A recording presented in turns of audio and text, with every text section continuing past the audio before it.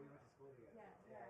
So I was hoping that is she moving here now? No, but she was just appointed White House. I saw, yeah. So I'm like super thrilled. She got dispensation to do it from North Carolina. Yeah. I was.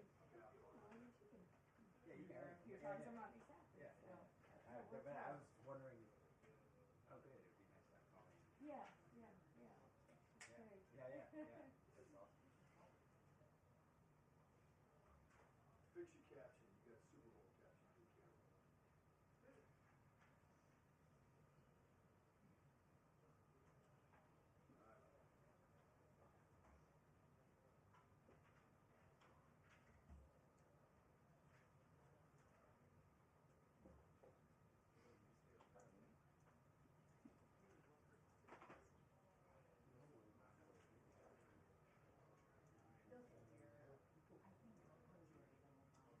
Yes, I'm going to Michigan, but Erica volunteered to Alabama, so yeah,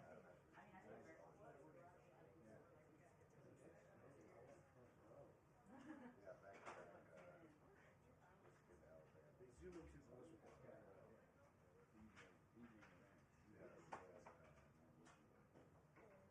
Hey, how's it going?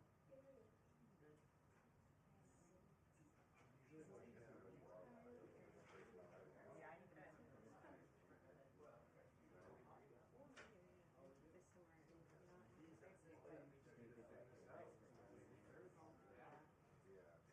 I wonder if that's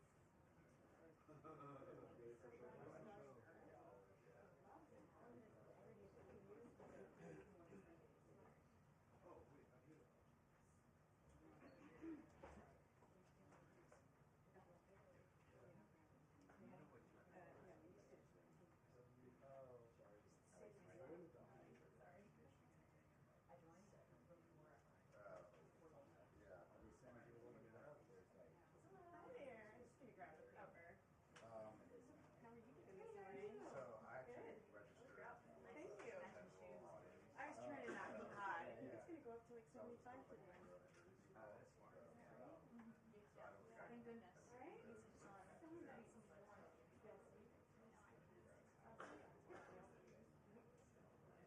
Our briefing room.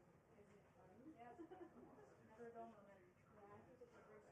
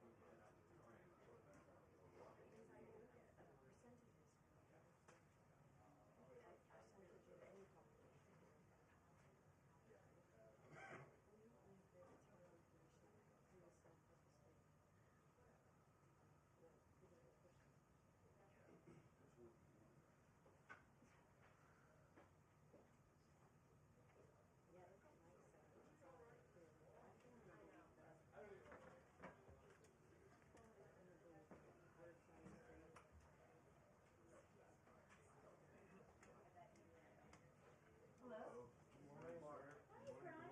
Good morning. I think I know you. Yeah, so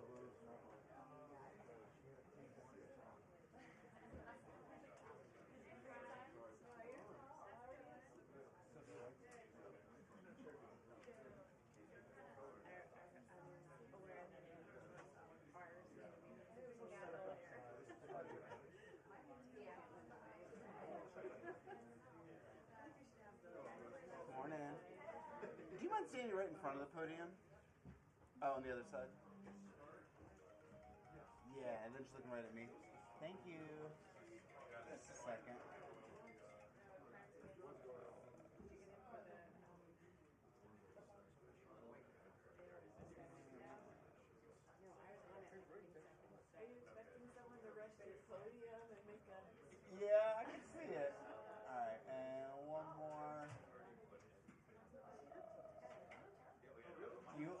thank you.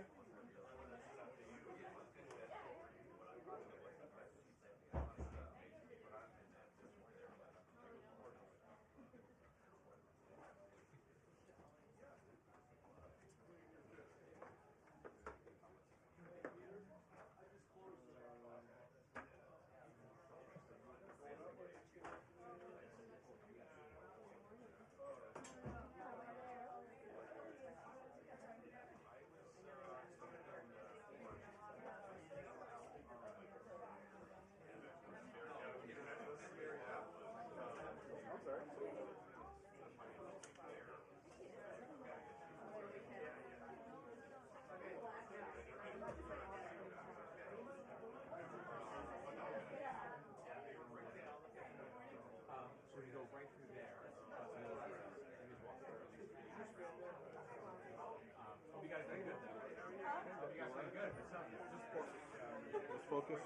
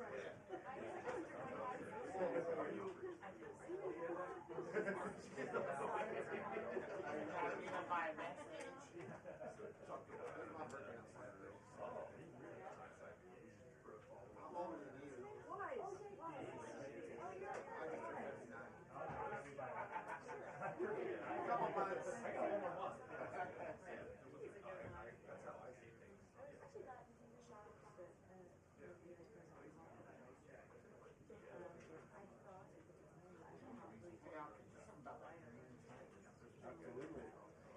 That's an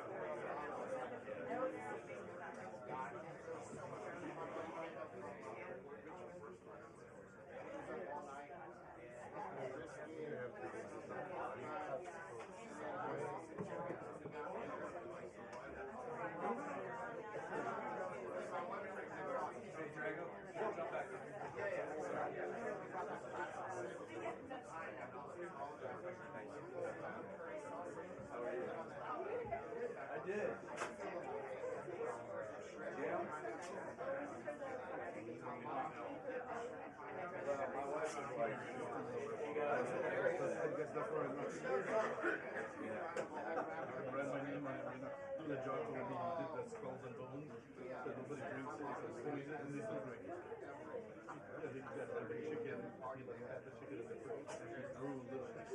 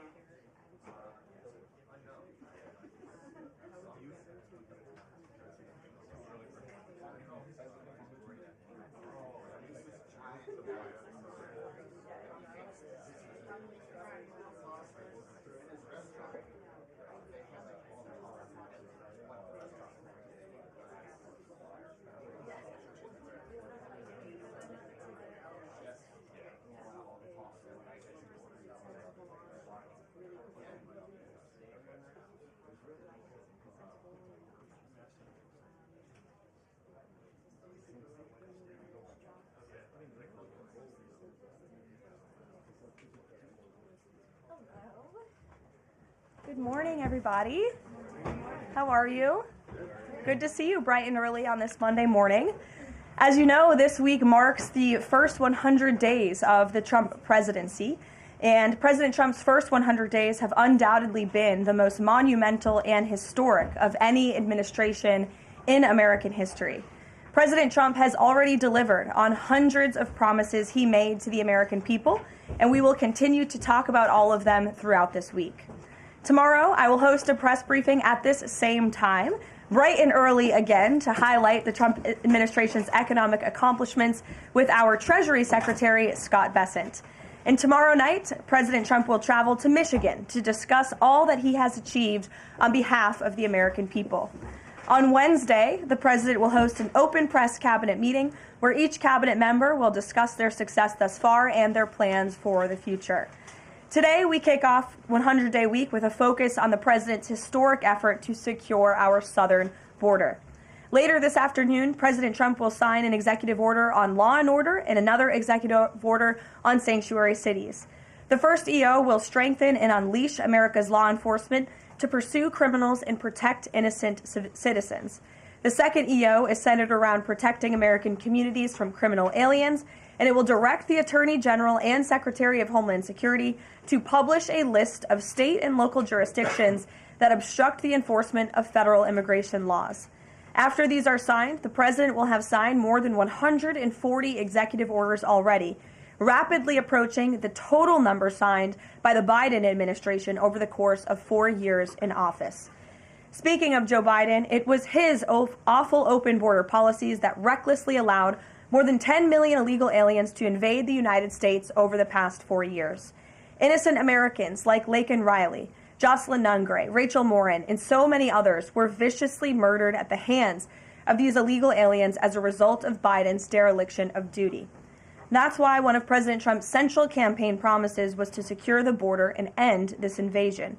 In just under 100 days, 99 now to be exact, the president has overwhelmingly delivered on that promise. America's borders are now secure because of President Trump. He has restored the rule of law, enforced our immigration laws, and defended America's sovereignty. The president immediately declared a national emergency on the southern border, deployed the U.S. military and Border Patrol to repel the invasion, and ended reckless catch-and-release policies.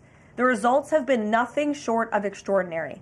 Between President Trump's inauguration and April 1 of this month, only 9 illegal aliens were released into the United States, a staggering 99.99% decrease from the more than 184,000 illegal aliens who were released into the country under Biden during the same period last year. the number of unaccompanied illegal alien children arriving at the border has also hit a record low. Total attempted illegal crossings at the southwest border hit a record low in February, only to fall to another new record low again last month in March. Just listen to these incredible numbers. In March 2024, under Joe Biden, Border Patrol encountered approximately 140,000 illegal aliens at the southwest border. 1 year later, in March 2025, under President Trump, Border Patrol encountered just over 7,000 illegal aliens at the southwest border. That's another 95% decrease from the prior year. The first piece of legislation President Trump signed into law was the Laken Riley Act, which requires illegal aliens arrested or charged with theft or violence to be detained. President Trump also reestablished the successful Remain in Mexico policy from his first term to ensure that aliens who arrive at our southern border and claim asylum are returned to Mexico to await their hearings instead of being allowed into our country while they wait. The president has also restarted construction of his signature advanced border wall. More than 85 miles of new border barrier are already in various stages of construction and planning. And Border Patrol, in collaboration with the Department of Defense and the great state of Texas, have deployed 75 additional miles of temporary barriers across the southern border. The Trump administration, as you know, has also ended the disastrous CBP-1 app, which Joe Biden exploited to facilitate the migration of nearly 1 million illegal aliens into the country. The Department of Homeland Security has relaunched this as the CBP Home app to provide illegal aliens in the U.S. a straightforward way to declare their intent to voluntarily depart. For years, Joe Biden's weakness in open border policies allowed vicious cartels to functionally control, through a campaign of terror, rape, and brutal force, nearly all illegal traffic across the southern border. President Trump has put a stop to this in record time. He designated these heinous cartels as foreign terrorist organizations and invoked the Alien Enemies Act to immediately apprehend, detain, and remove these massive threats who have flooded our country with deadly drugs, violent criminals, and vicious gangs. The Trump administration is working 24/7 to successfully arrest and deport these illegal criminals and foreign terrorists from our communities. We are in the beginning stages of carrying out the largest deportation campaign in American history. Over this past weekend, it was announced that through Operation Tidal Wave, a joint effort between ICE Miami and Florida law enforcement agencies, nearly 800 illegal aliens were arrested during the first 4 days alone. Among those arrested were a Colombian murderer, alleged MS-13 and 18th Street gang members, and a Russian with a red notice for manslaughter. And on the other side of the country, in the early Sunday morning hours, DOJ and DHS together launched a joint raid of an illegal alien underground nightclub used by Tren de Aragua in Colorado Springs, Colorado. DHS took more than 100 illegal aliens into custody, and many drugs and weapons were also seized. Operation Tidal Wave is a preview of what is to come around this country. Large-scale operations that employ our state and local enforcement partners to get criminal illegal aliens off our streets. As always, President Trump and our entire administration are grateful for the courageous law enforcement officers who are putting their lives on the line every single day to protect their fellow Americans and to keep our country safe.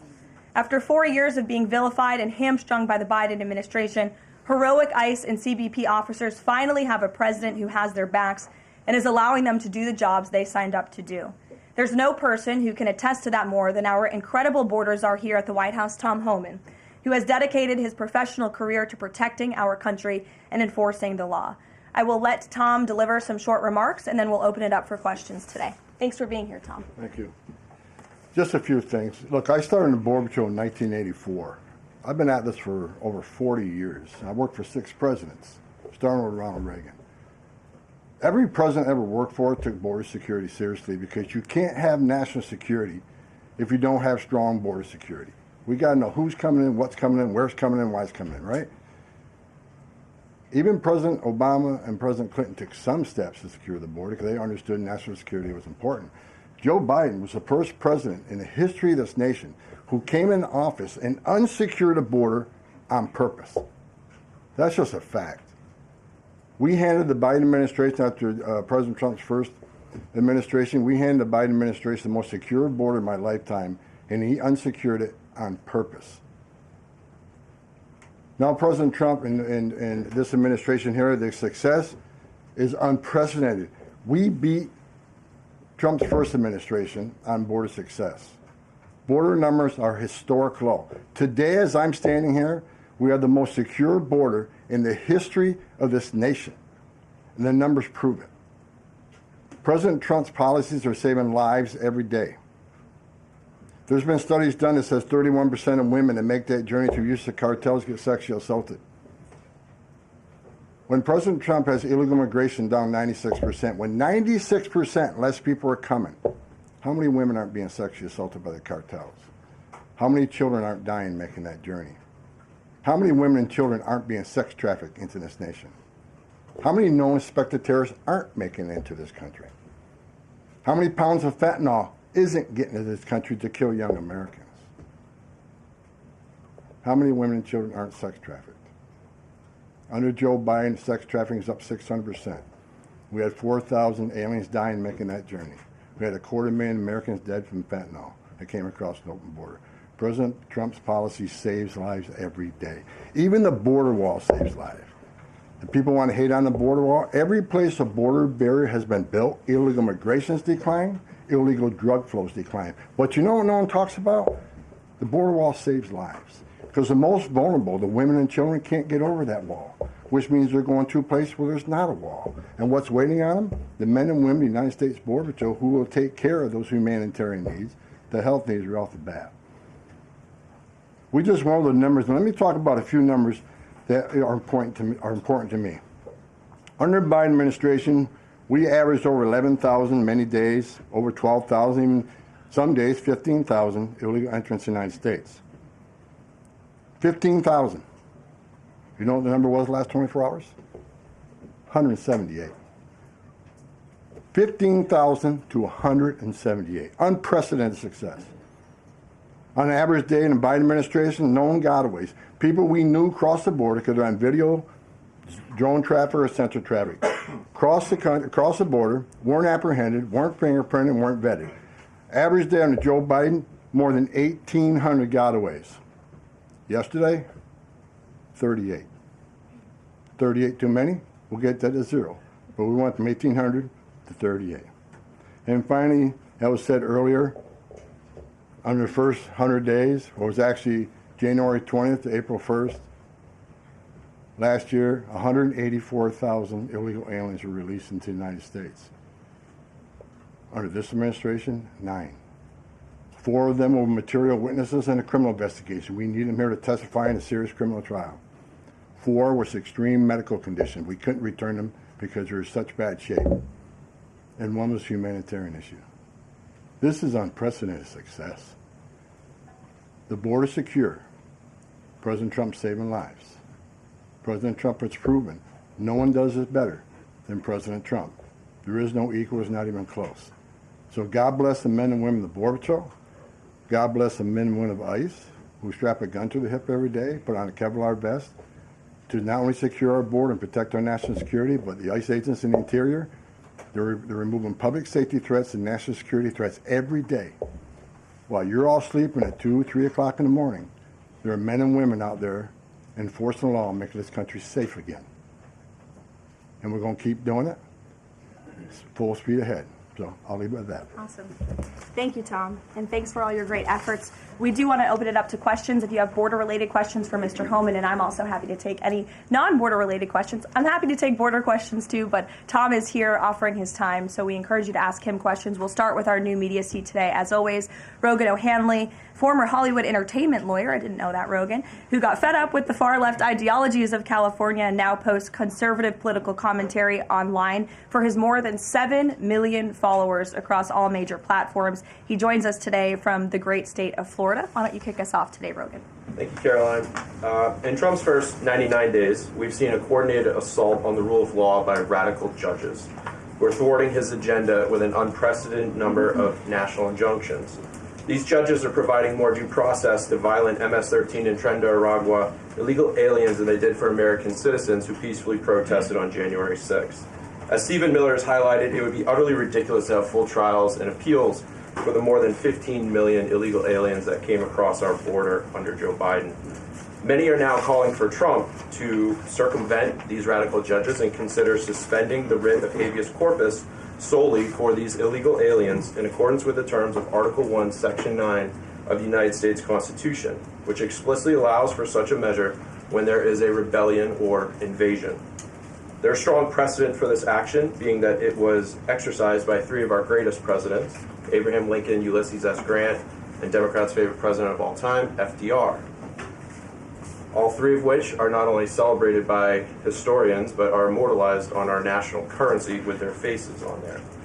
Furthermore, all three used it against American citizens, where in this instance we would only be using it against illegal aliens.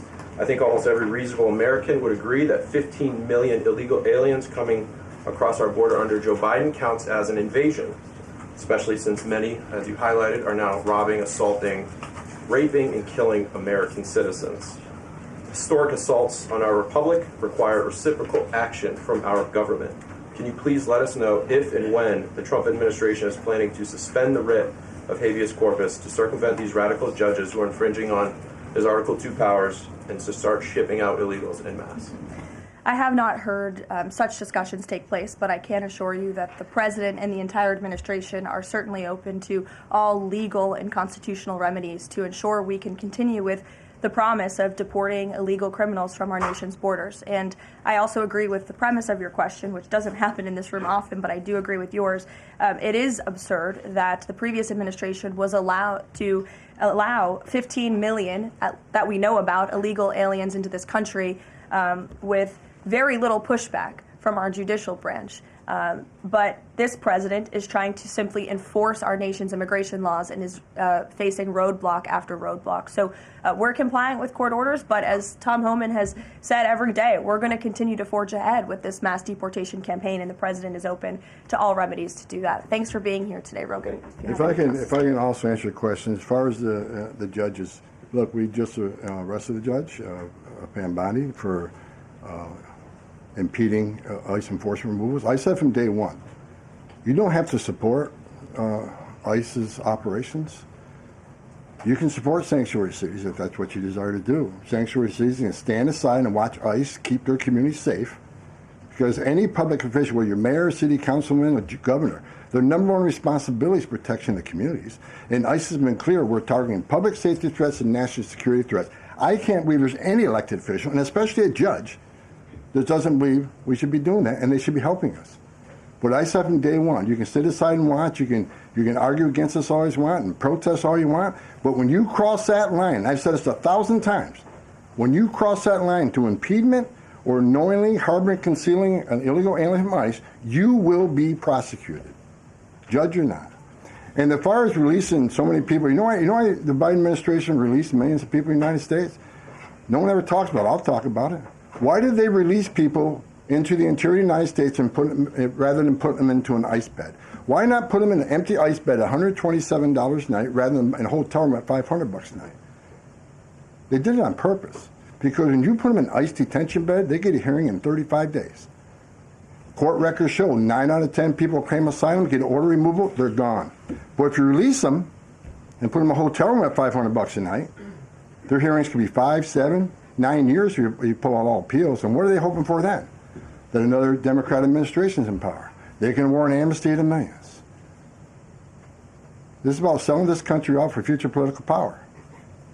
That's what it was. The law clearly says if you arrive at our border without proper documentation, you shall be detained. Not maybe, not think about it, shall. And that's what President Trump's doing. Catch and release is over. That's what the law says, and that's what we've done. Gary. A question on Abrego Garcia, if I can. The president recently said when it comes to facilitating his release, he's leaving that up to his lawyer. So just to be clear, have there been any negotiations between the U.S. and El Salvador over his release or facilitating his release? I will tell you what the president of El Salvador told all of you in the Oval Office. El Salvador does not intend to smuggle a designated foreign terrorist back into the United States. He is an El Salvadorian national. That is his home country. That is where he belongs. And the administration intends to comply with what President Bukele said of El Salvador. He does not intend to send that individual back. So that's a no. There's been no talks. What I have told you is that the president of El Salvador has made this quite clear. Kate. Karoline, can you tell us more about the meeting between President Trump and President Zelensky over the weekend? Did that meeting change anything? Did Trump leave that meeting thinking any differently about negotiations and next steps on this? Look, the president talked about this after the meeting himself yesterday when he took questions from reporters on Air Force One. He thinks that he is increasingly frustrated with leaders of both countries. He wants to see a permanent ceasefire. I understand Vladimir Putin this morning offered a temporary ceasefire. The president has made it clear he wants to see a permanent ceasefire first to stop the killing, stop the bloodshed. And while he remains optimistic he can strike a deal, he's also being realistic as well. And both leaders need to come to the table to negotiate their way out of this. And I do think that the president meeting with President Zelensky shows that he is exuding a lot of effort and time into this because he wants to be a peacemaker president, which he was in his first term. He intends to do that again. And this is an incredibly difficult situation and conflict that President Trump inherited from President Biden, who allowed this war to start in the first place, but he's focused on solving this problem. Does anyone have border questions? Sure. Okay. Thank you, Karoline. If border crossings are at a record low, why should it still be considered an emergency?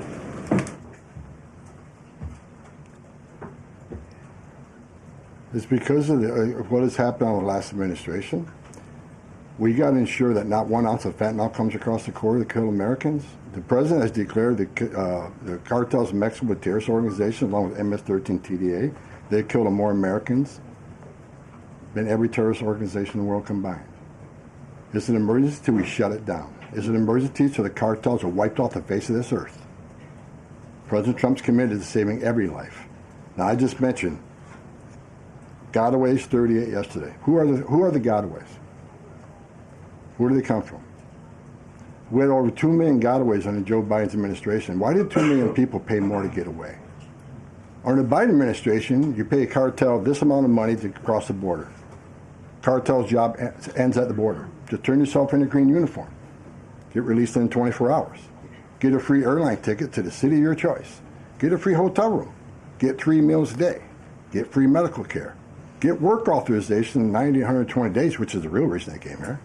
Why did 2 million people pay more to get away? Because they didn't want to be vetted. They didn't want to be fingerprinted. We've arrested over 400 people on the terrorist watch list coming across the southern border in 4 years. How many of the 2 million came? How many of the 2 million came from countries sponsoring terror? If you think it's zero, then you're ignorant. This is the biggest national security failure this country's ever seen. This is a border emergency until we end it, end all of it. We're making good strides, but right now it's still an emergency until we shut it down. Go ahead. This is a question for Mr. Homan. Late last week, there were 3 U.S. citizen children who were removed with their mothers who were in the United States illegally. There have been a federal judge in Louisiana who was appointed by President Trump said that he was concerned that there was, quote, no meaningful process. Are you concerned that due process, at least for the U.S. citizen children, is being flouted and that the speed at which the enforcement is being done could lead to errors, as was the case in the Kilmar-Abreu-Garcia case? And then also if you could give an update on the deportation numbers under this administration and whether you're pleased with them. First of all, I don't accept the term error in Abreu-Garcia. There was an oversight. There was a withholding order. But things have changed. The facts around the withholding order has changed. He is now a terrorist, which is the withholding order set aside. And the gang he was fearing from being removed to El Salvador no longer exists. So the facts around that case are totally different. I'll let the lawyers litigate that. But as far as the 3 USC kids, I'd said from day one that if you enter this country legally, it's a crime. If you remain in this country legally and you ignore a judge's order about deporting, if you choose to have a U.S. citizen child, knowing you're in this country legally, you put yourself in that position. You put your family in that position. What we did is remove children with their mothers who requested the children depart with them. This was a parental decision. Parenting 101. The mothers made that choice. And I tell you what, if we didn't do it, the story today would be Trump administration separating families again. No, we're keeping families together. So when a parent says, I want my 2-year-old baby to go with me, we made that happen. They weren't deported. We don't deport U.S. citizens. The parents made that decision, not the United States government. But I don't hear any questions about Laken Riley had a mother. She's never going to see her child again. Rachel Morin, she had 5 children. Those children are never going to see their mom again. This administration is doing the right thing. Every public safety threat we arrest from this country and remove them, this country is much safer. So parents will make a decision what happens to their child. Having a U.S. citizen child does not make you immune from our laws. If that's the message we send the entire world, enter the country legally. It's a crime. Don't worry about it. Get order removed by an immigration judge. Don't worry about it. No one's looking for you. And have a U.S. citizen child, and you're immune from our laws, you're never going to fix the border. People will keep putting themselves in harm's way. More women would die. More children would die crossing this border. We got to secure a border by enforcing our laws. We're not making this up. We're enforcing laws under statute enacted by Congress, and it's the right thing to do. Can you give an update on the deportation numbers under this administration? Mr. Homan. What are you asking for? We just provided the numbers. The number of deportations that have occurred under this administration, whether you're pleased with that. Last number I got was 139,000 deportations. Am I happy with the number? Numbers are good. Especially if you look at the ICE numbers. The ICE arrest removals are far beyond Biden. But I read the media. ICE, the deportations are behind Biden administration. Well, why? Because they counted border removals. We don't have 10.5 million people crossing the border. We don't have border removals. So Joe Biden could have deported 5% of his encounters, and the numbers will still be higher than us on the border removals because we have a secure border, the most secure border in the history of this nation. Compare apples to apples, ICE arrests and deportations are far more than Joe Biden. That's right. Caroline. Sure, go ahead. Mr. Homan, talking about the border wall, can you give us an update as far as how many miles are being built today? And is Mexico paying for it, as the president said they were going to? Well, first of all, I'll answer that question because I already answered it in my opening remarks. To date, since January 1st, there's been more than 85 miles of new border wall construction in various stages of that construction and planning. The president has made it clear to Congress that we want to see more funding for not just border wall construction, but also to support our ICE agents and our Border Patrol agents who are on the ground facilitating with this mass deportation effort. So he's clear that Mexico is not going to pay for it? Is that what you're saying? Let's address that. Trump said Mexico will pay for the wall. They have in a roundabout way, have they not? Putting 10,000 military on the northern and southern border, taking the action they did remain in Mexico. They didn't have to do that. They're doing it. Putting military on the southern border. Have moved illegal immigration to a record low. We're saving millions of dollars every day on detention, transportation, removal proceedings. We've more than made up for the cost of that wall because of the actions of Mexico. So is Mexico helping build that wall? Yeah, because we're saving so much money, millions of dollars a day, that we can afford to build that wall. So actually, yes, they're helping to build a wall. John Miller. Thanks a lot, Caroline. Mr. Homan, a question for you. You're the border czar. Can you give an estimate as to how many individuals are in the United States illegally? That's number one. And I'm sure you're very familiar with that number, an estimate. And the second question is, I have a list that the White House put out of individuals, 100 ICE arrests since the beginning of the president's term, and the people are arrested for various very serious crimes: first-degree murder, convicted of rape, convicted of murder and aggravated burglary, sexual assault of a child. How many of the individuals that are in the United States illegally are people like this, really bad people? Well, first of all, how many illegal aliens I think in the United States? At least 20 million. He said, where'd you come up with that number? We've been speaking about 12 million for 20 years. We know we got 10.5 that we know of came to the border. How many don't we know of? I talked about known gotaways at 2 million. How many unknown gotaways we have? Like between the Big Bend sector in Texas where there's no technology. How many 1,000 people did get across through there? We wouldn't know. We would know now. But, so I would venture over 20 million. But your question is, last count, last I looked, there was about 700,000 illegal aliens with criminal charges walking the streets of this country. 700,000. And that's what we're looking for now. That's what we're prioritizing. Them and national security threats.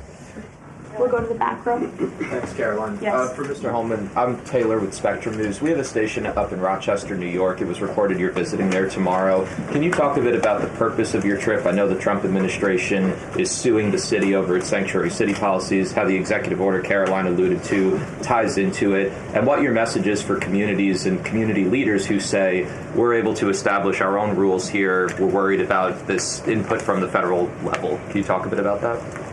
Well, same thing I talked about earlier.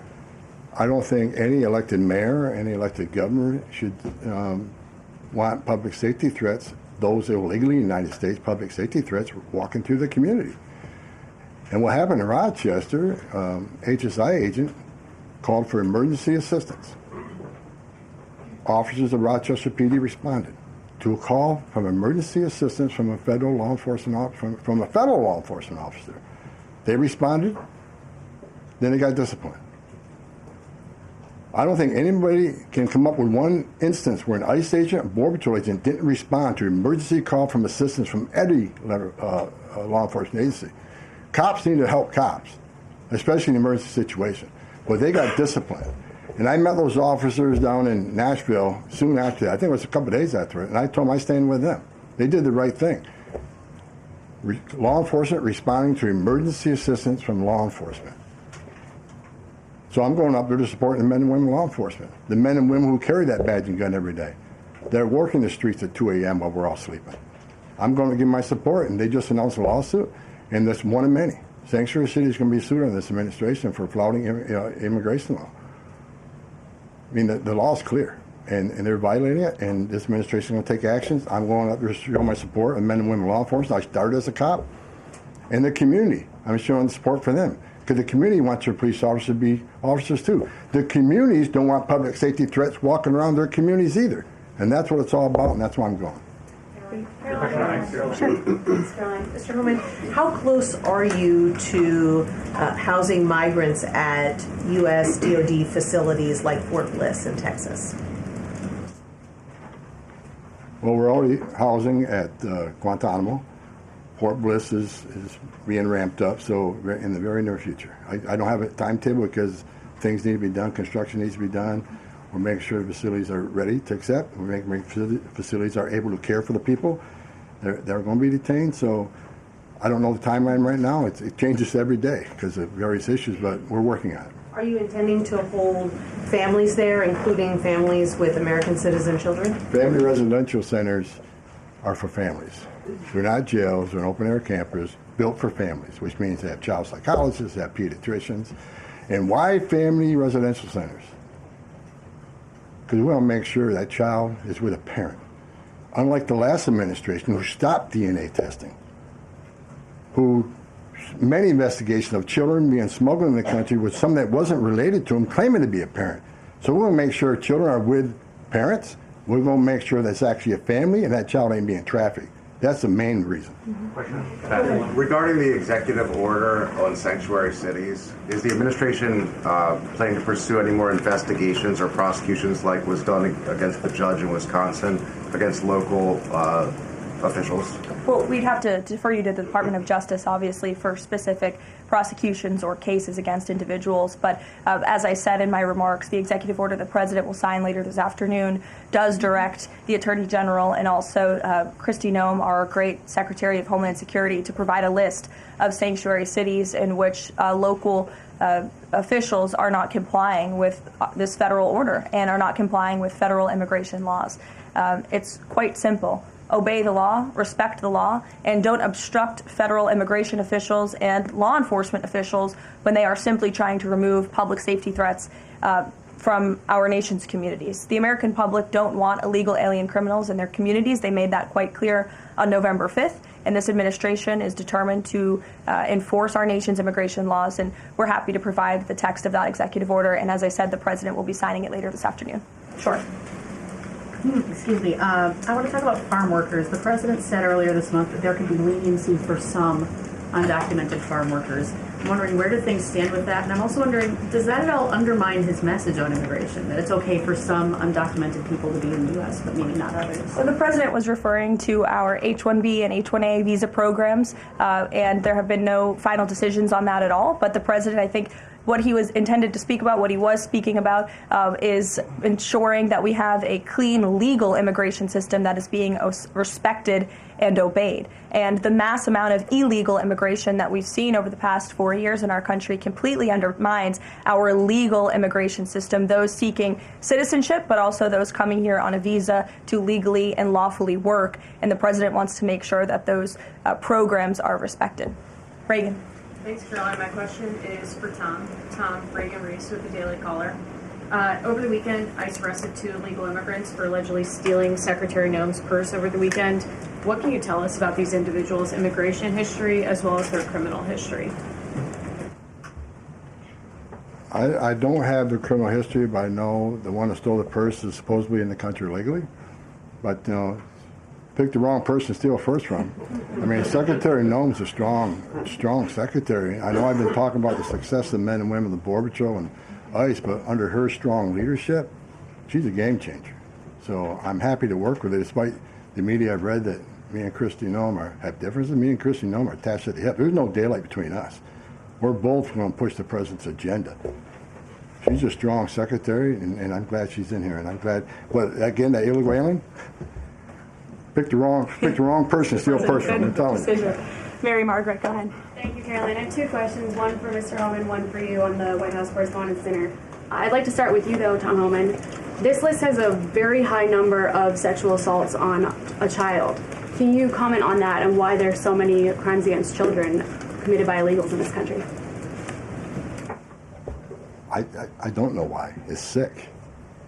It's the worst crime in the world when you sexually assault a child. I mean, the most innocent of us all. But that's why I made a statement that one time I was going to go to Boston, bring hell with me, and the media went crazy. Tom Homan says he's going to go to Boston, bring hell with him. I was going to bring hell to illegal aliens that rape children.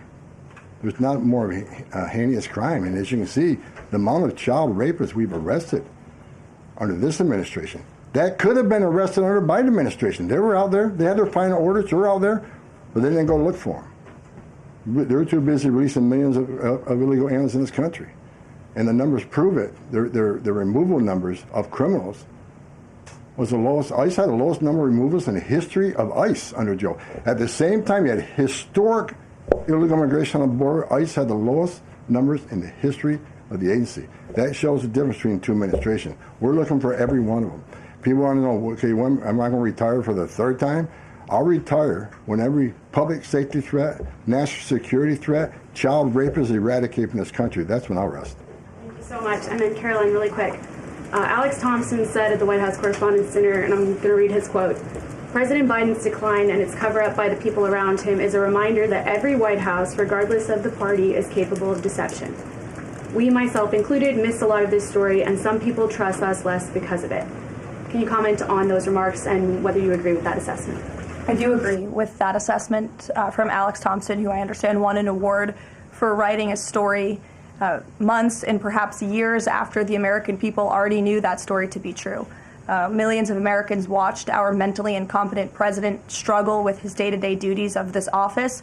We watched our country be ran into the ground as a result, and nobody in the media wanted to write about that, talk about it. There were many reporters, I will say, right-leaning reporters who did talk about that, who didn't get awards, didn't get coverage. In fact, they were lambasted for their coverage. And I remember being on President Trump's campaign, talking about Joe Biden's clear mental incompetence and being accused by people in this room of manufacturing deep fake videos, trying to persuade the public into not believing what they saw with their own eyes for many years. And I think it's about time the legacy media finally admits that was one of the greatest cover-ups and scandals that ever took place in American history, and certainly it did contribute to the decline in the trust that Americans have for the legacy media.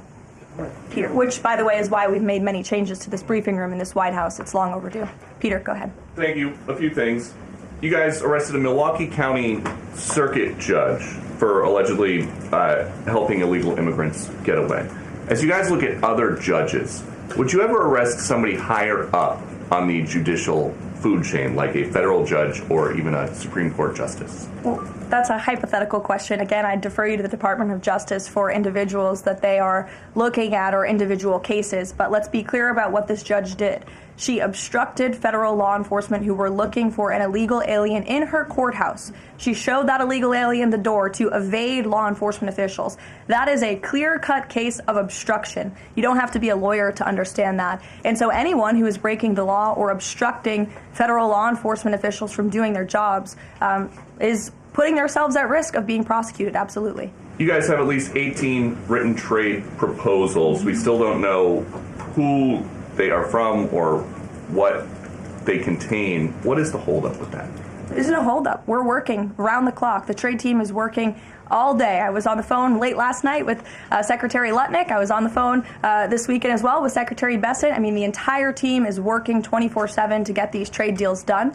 And I think you'll be hearing more about them this week. I don't want to get ahead of the trade team or the president in announcing potential deals, but certainly I can assure the American public that this administration is full speed ahead in cutting good and fair trade deals on behalf of the American worker. And one more. After the president's Truth Social post, the Browns finally took Shadur Sanders. Does the president think he deserves credit for Sanders getting picked? And does he think going to the Browns is better than being undrafted? Hey, all I will say is the president put out a statement, and a few rounds later he was drafted. So I think the facts speak for themselves on that one, Peter. We'll go to the back row in the middle, to the blonde. Yes. Hello. President Trump has said that Secretary Hegseth will get it together. Does he think that Hegseth doesn't have it together right now? Look, the president has made his position on Secretary Hegseth quite clear. He absolutely has confidence in the secretary's ability to lead the Pentagon. It's why he nominated him for this position. It's why the Senate voted to confirm him in this position. And look at the success that DOD has had thus far. Their successful operation against the Houthi terrorists in the Middle East. You look at the recruitment and retention levels for all branches of our armed forces are on the incline, which is exactly what this president intended to do. Secretary Hegseth has completely wiped out DEI from the Pentagon as well. And so he's going to remain focused on standing up for our war fighters, on implementing President Trump's peace through strength foreign policy agenda abroad, and the president supports him in his role. Sure. Many are wondering how these 10 or 20 million people are working. Is there some efforts to clamp down on employment? Because they're working somewhere to keep staying here. The number of worksite enforcement actions have tripled this year, and it's going to triple again.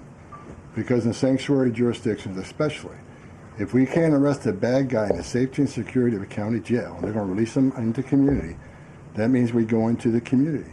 If we can't arrest them in the community, we'll arrest them at their work site. We got to do what we got to do to arrest public safety threats. There's no sanctuary for public safety threats in this country, so worksite enforcement is going to increase even more than it already has. And another reason for worksite, the last administration stopped worksites.